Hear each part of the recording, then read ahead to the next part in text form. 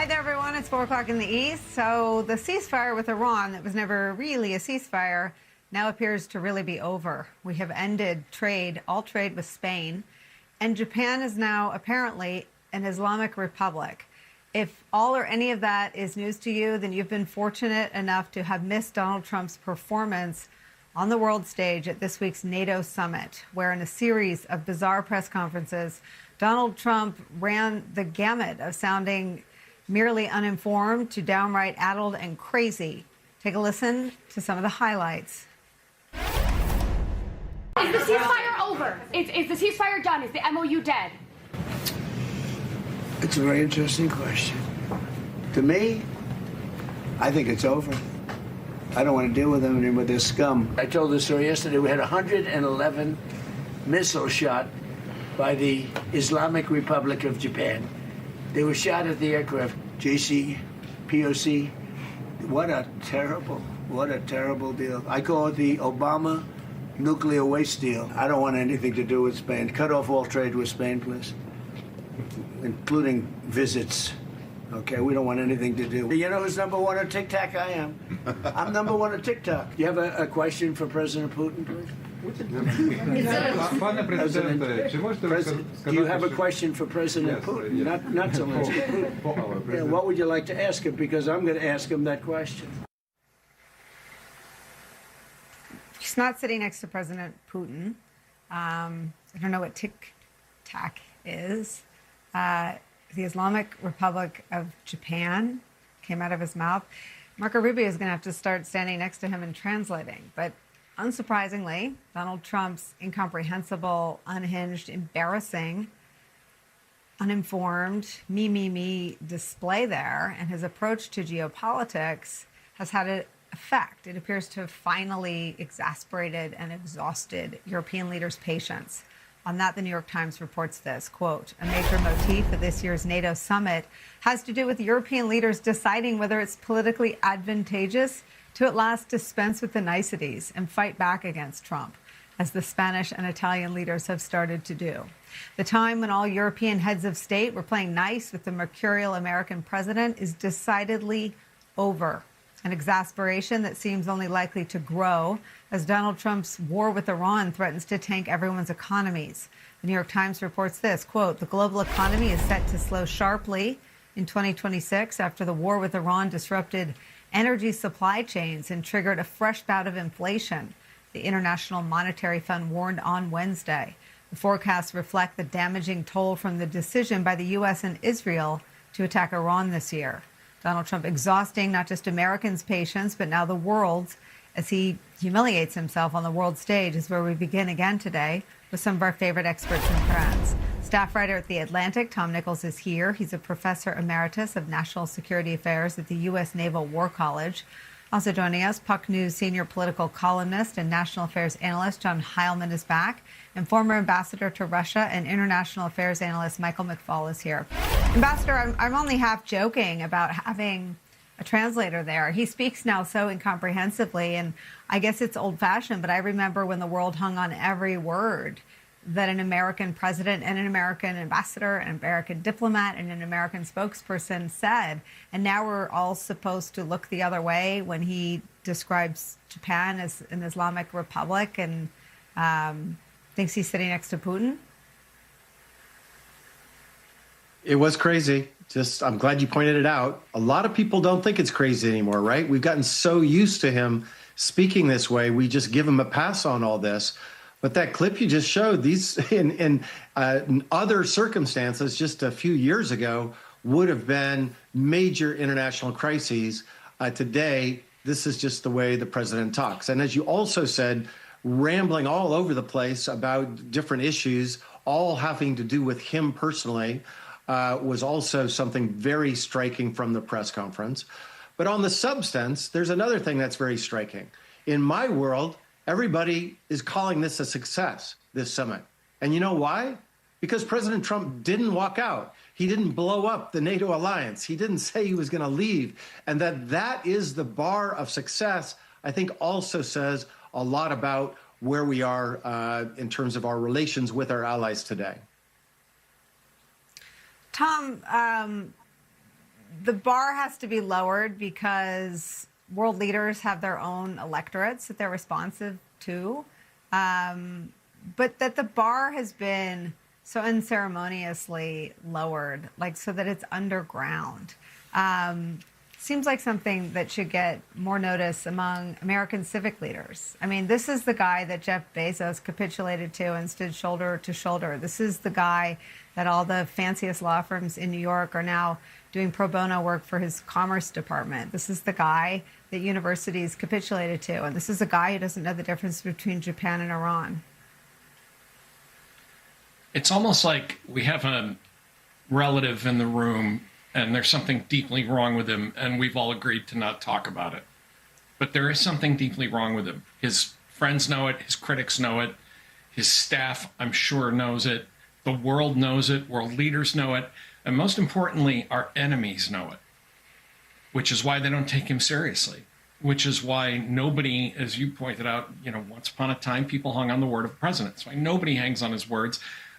They kind of do, but mostly out of freakish curiosity to see what kind of wild thing he's going to say next, not because his words have any inherent meaning or reflect policy. I spent years teaching students that when the president speaks, it's policy, and you must pay attention to when the president speaks because nobody can contradict him. Now, are we really cutting off all trade with Spain? Who knows? Maybe, maybe not. It might have just been a stray electron, roaming around inside his brain pan. Who knows? But this is really dangerous because in the middle of all this stuff, and we can laugh about, the Islamic Republic of Japan and all of that, but he made several statements about an ongoing war that the United States is losing, and no one's even trying to pretend that they can make any sense of it. And I'll just add that one last thing that you just brought up. If this were any other president, this would be a national crisis. I mean, Joe Biden got somebody's name wrong, and it was headlines. The president gets all kinds of things wrong, completely, is out to lunch at an important NATO summit, and, it's Wednesday.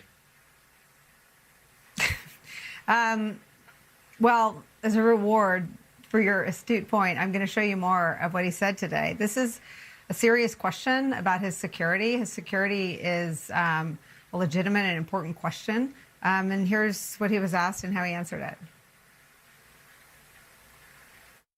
Stephen Nelson from the New York Post. I'd like you to address speculation that you're leaving Ankara not in the new Air Force One because of security concerns involving Iran.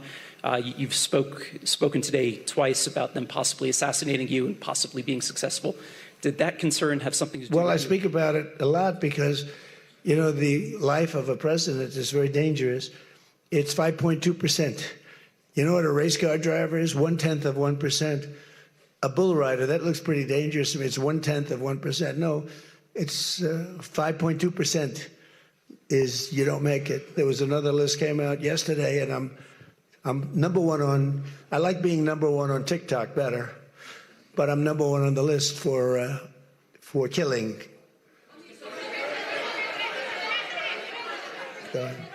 Go ahead. Hey, Sean McCreesh, New York Times. But why aren't you flying the new plane home? Say what? Why aren't you flying on the new Air Force One home? It's flying to Europe, to one of the big bases, 2 or 3 of the big bases, where we can show it to the people. And we'll be going home by normal methods. But we have it going to Europe to a couple of bases, actually one in particular, but it's going to go to a couple of bases, stop, so the soldiers can see it because it's truly magnificent. I mean, Tom Nichols, I'm again guilty of trying to understand what he's trying to say. Is he trying to say he's sending the plane on tour to showcase it to the men and women of the military? Is that how you understood that? Maybe. I suspect what he's really saying is that because this version of Air Force One does not have a lot of the systems, important defense systems that the American version of Air Force One has, that his people in the Secret Service just didn't want him on it, which would be a completely understandable thing. If it were up to me, he would never set foot on this plane. I mean, you don't take a 747 given to you by a foreign country, even one that you might be friendly with, and let the president ride around in it with secure communications, talking to his advisors. Even if they pulled out every stud and ripped out every carpet, I just would never let the president on that plane. But I suspect that this air show story is because his advisor said, we can't send you into a war zone because Turkey is right next to where military operations are taking place, without the kind of protections that the actual Air Force One has on it. So I think it's a typical Trump moment of that would sound bad, and so he's got to come up with a story about how really it's just because the plane's so awesome, everybody wants to see it. But I don't think that's the real reason. I think it's a genuine security problem. John Heilman, a Danish reporter, fell to the Danes today to deal with the issue of self-respect and how leaders do what Ambassador McFaul just addressed, sort of lower the bar and then take the wins where they can get them. Let me show you what that sounded like. Mark, you sit next to Donald Trump in moments where he talks about conquering Greenland, talks about lashing out at allies like Spain, starting trade wars, things that it doesn't seem like the old Mark Rutte would approve of. Does this have any effect on your self-respect when you sit next to him like that and say nothing? What I always do is acknowledge when praise is due, and I think we should praise Donald Trump for the fact that NATO is so much stronger.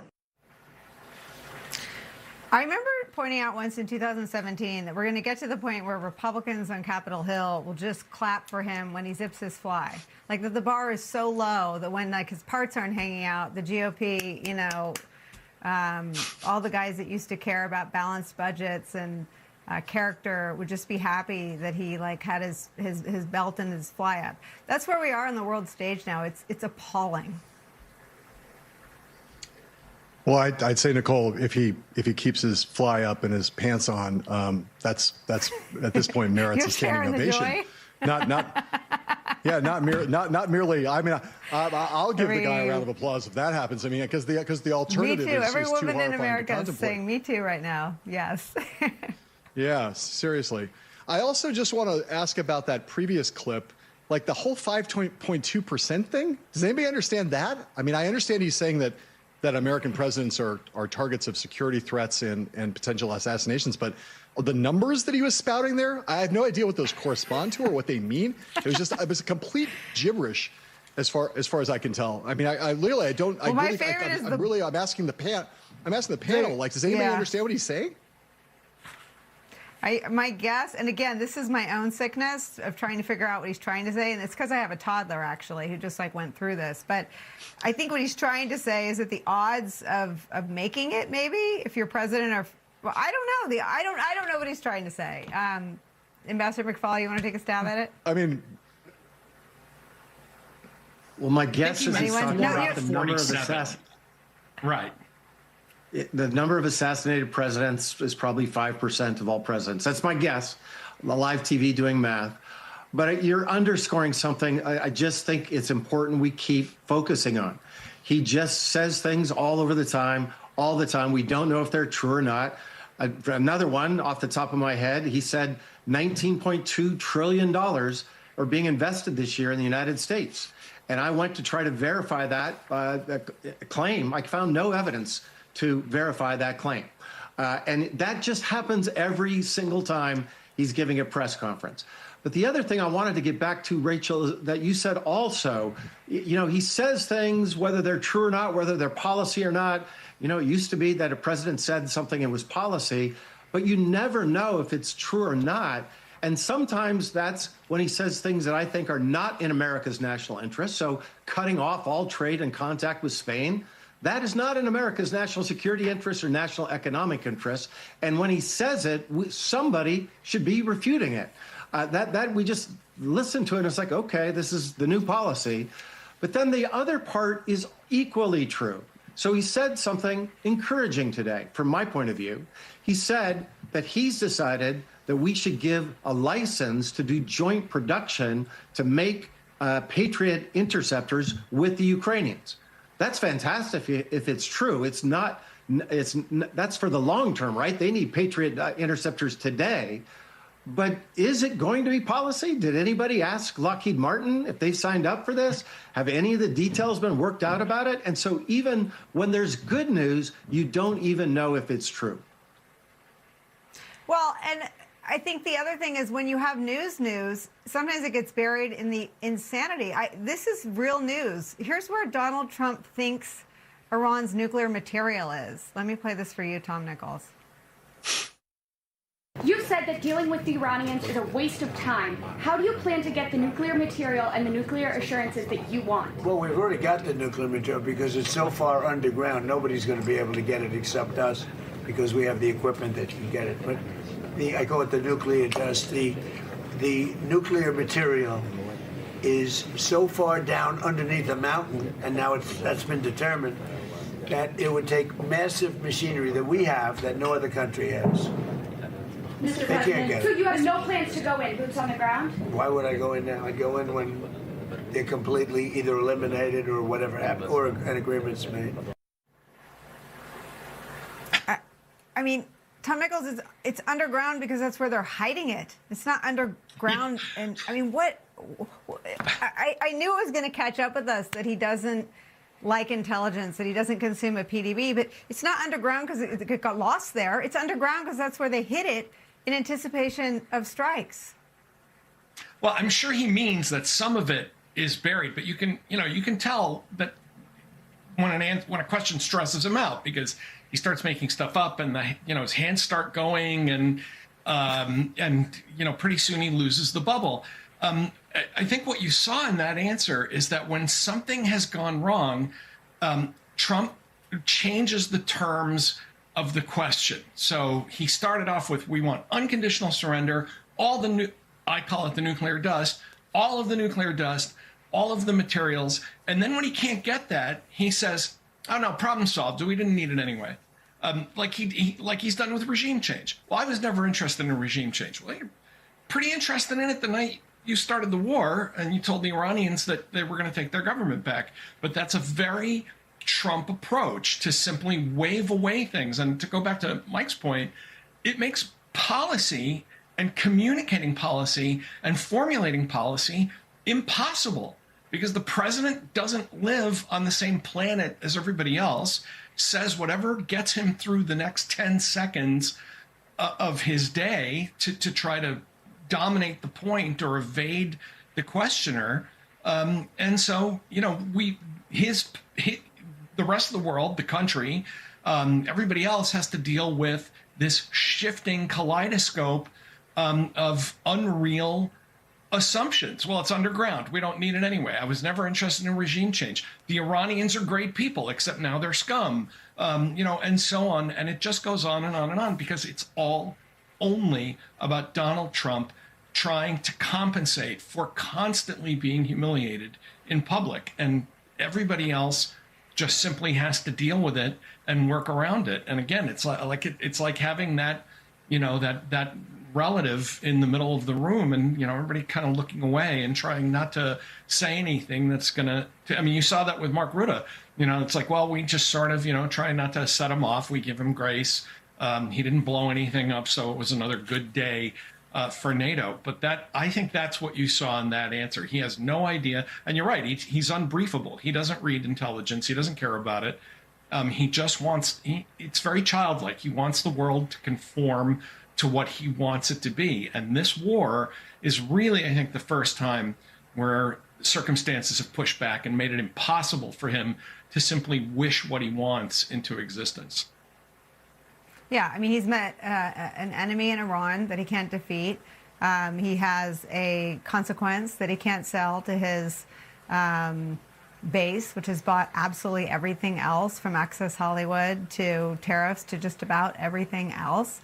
And we're left, I have to just pull the curtain back, we're left as a press corps covering things that are nonsensical, but because it matters what he says, and because other world leaders bend around the craziest person in the room, especially when that person is the American president, they go back to their countries and their populations, and they have to deal with what happens. So thank you for letting us just show you instead of telling you what happened. There's actually more. Everyone sticks around. Also ahead for us, it's been described as must win. That's the Senate race in Maine. It is part of the Democrats' urgent campaign to retake the majority in the U.S. Senate from the Republicans this fall. We'll look at where national Democrats are going to focus in addition to Maine after Graham Plattner's campaign is, at least at this hour, either on life support or nearing some sort of transition. Plus, Donald Trump and his Justice Department putting the safety of the American people at risk if they don't comply with his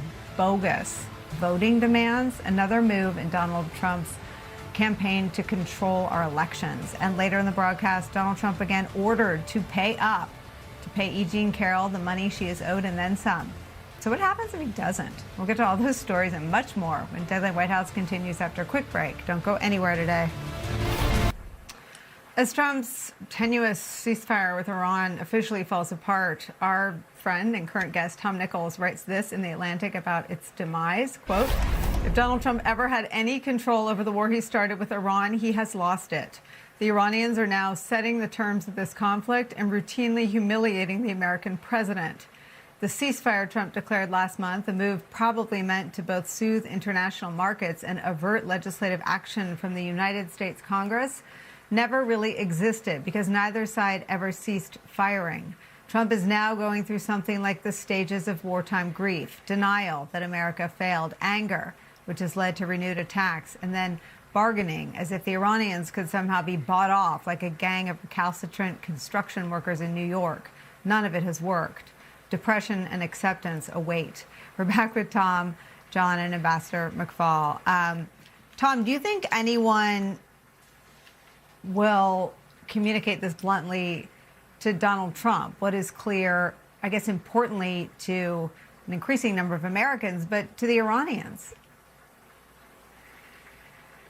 No. He's got Pete Hegseth sitting right there with him saying, on your order, Mr. President, we'll go back at it. We'll take, that's how people like Hegseth keep their jobs. They're doing great, Mr. President. You're in charge. Everything's going well. Things are not going well. We have lost this war. The Iranians are clearly driving events, choosing what to do, when to do it, gauging their interests and being willing to accept damage after they inflict damage in the Gulf. So, Donald Trump is kidding himself and, again, trying to wish circumstances into existence just by saying them. But even today, you saw him start off by saying, well, if they don't play ball, I'll commit war crimes, basically. I'll attack desalinization plants and electrical plants and bridges. And then by afternoon saying, well, we're not in it for the long term. I don't think this is going to happen. I taught, as I said in the piece, I taught strategy for a long time, and there weren't a whole lot of rules. But normally you don't threaten your opponent and then, 2 hours later say, nah, we're not going to do any of that. And the Iranians, I think, are used to it. I think they know they're in charge, and that's why they just don't pay any attention to him at this point. Ambassador McFaul, what is your sense of how this impacts our relations and conversations, even with the very, very low bar that I think you accurately sort of described at the beginning with our European allies, whose economies are likely to take the hardest hit soonest? So Nicolle, I think I said Rachel before in my jet lag. Nicolle. I was flattered. I'll never correct that one. I got up at 2 a.m. today. I just got back from Europe. And apropos of your question, I just was in Europe in several NATO countries. There was deep apprehension, of course, about this summit in Ankara. So the fact that there's not the worst case scenarios, sigh of relief. But secondly, I mean, Tom's point is so important here that we've lost control. The president has lost control of this war. There's never been a ceasefire. He signed a document with great fanfare, but it didn't end the war. And I want to remind everybody, because we forget, because he says so many things all the time, what he is trying to end the fighting about is to open the Strait of Hormuz. The Strait of Hormuz was open before he launched this war against Iran. So he's not trying to get rid of their nuclear program. He's not trying to end their missile production. He's not trying to stop support for terrorism. He's not trying to foment democratic regime change. Those are all the things he said the war was about. He's trying to clean up a problem that his war caused, and he has no strategy to achieve that. So this idea we're going to bomb and it's going to change anything in the negotiations, it hasn't worked in the past. I don't see why it works in the future. And that makes America look weak, makes us look weak in Europe, makes us look weak in the Middle East, it makes us look weak in Asia. And that is dangerous for our long-term national security interests. You know what's amazing, Heilman? I think the only parts of this conversation that would track in Trump's brain, whatever he's still working with, is this weakness. And you think about the choice he made at the beginning of his second term to bail on Zelensky. And he was there with him today, and there may be some policy moves that are favorable. But if he wanted to look strong and he wanted to win his much ballyhooed Peace Prize, siding with winners was available to him. And he walked away, and he got his Pentagon to walk away, and he got his intelligence agencies to essentially stop helping Zelensky. So he throws in with a war in the Middle East, which is precisely what he promised his base and his coalition he would never, ever, ever, ever, ever do. He starts it, and he's lost. I mean, to me, it's also a window into the weakness and the fecklessness and the lack of any sort of MAGA people inside his inner circle in the White House that he's making the choices he's making. I think, Nicolle, that it's a window into the fact that to some extent, although it is true what we have all said, which is that the notion of being an anti-war president has always been something that Trump campaigned on. He campaigned on in 2016 and 2020 and 2024. That his actual commitment to that conviction is less firm than all the repetition of it suggests, and is about as firm, as it turns out, as it is to all the rest of his policy convictions. I think the reality is that Trump, the number of people around Trump influencing him on almost anything is very, very small, and their ideology is mostly Trumpism, not even MAGA. It's Trump. What does the boss want? And what we've learned over time, partly from Maggie Haberman and Jonathan Swan's book, but from other reporting too, is that Trump was in fact more hawkish on Iran than people understood going back for many months. He was aided and abetted and reinforced in that by Bibi Netanyahu, and decided to do this, and by his own, the illusion of how easy it would be in Venezuela, a point that by his success in Venezuela and having been able to do that in a cost-free way. And I think, it's hard to know what goes on inside Donald Trump's head. It's not a place that any of us have the capacity to navigate. We don't have the compass or the GPS that can guide us through there. But I can't help but think that he wakes up, that now if he has any moments of real self-reflection, he doesn't wake up and think, I wish that I didn't do this, because I don't think Trump ever takes that kind of responsibility. But I think he understands that this has gone wrong, and that the options that he has, he keeps going back to the same playbook, which is basically threaten annihilation, but also suggest that, we're open to negotiation. And that, to Tom's point, just gives Iran the whip hand in this. And I'll tell you, the one group of people who are most upset today is the entirety of the GOP caucus on Capitol Hill, who look at this and say, I can't believe energy's spiking again. We are screwed. Yeah, and the men and women of the military and their families. I mean, CENTCOM has confirmed that strikes are now ongoing, so that puts a lot of families on edge as well. Tom Nichols, Ambassador McFaul. Tom, thank you for writing and dropping this piece right in time for our conversation. Ambassador, thank you for joining us on a quick turnaround from Europe. Heilman sticks around. When we come back, how Democrats move on from this current news cycle that has ensnared their Senate candidate in Maine to continue their rather desperate push